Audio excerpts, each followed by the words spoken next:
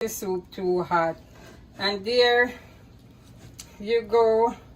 Now, what I'm leaving out some salt, and I'm gonna add my salt now.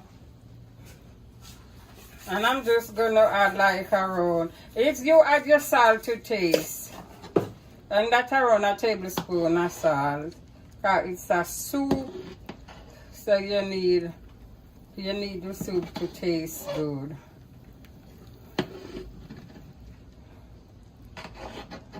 I got my pumpkin mashed out.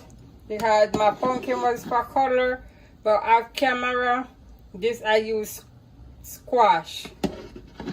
Off camera, because I can't get the squash where I live, so I just use squash.